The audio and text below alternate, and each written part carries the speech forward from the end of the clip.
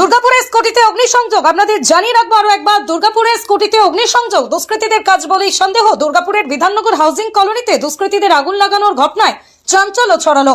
279 নম্বর কোয়ার্টারের বাসিন্দা রানা ঘোষের স্কুটিতে আগুন লাগানো হয় বলে অভিযোগ।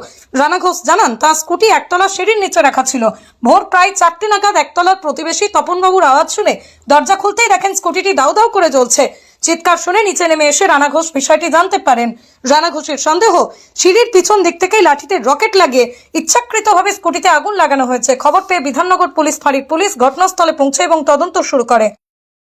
ঘটনা হচ্ছে ওই আমার প্রতিবেশী নিচে থাকেন, হ্যাঁ, ব্যানার্জি বাবু, হ্যাঁ, তপন বাবু। উনি হঠাৎ করে ঘুম থেকে উঠে 3:30 পৌনে 4টে নাগাদ একটা চচ্চড়া আওয়াজ শুনতে পান।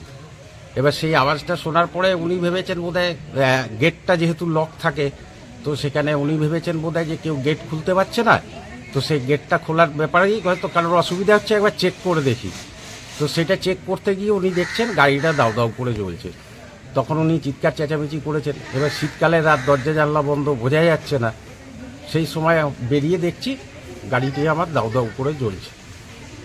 এই হচ্ছে সিচুয়েশন। কি সন্দেহ কি করছেন?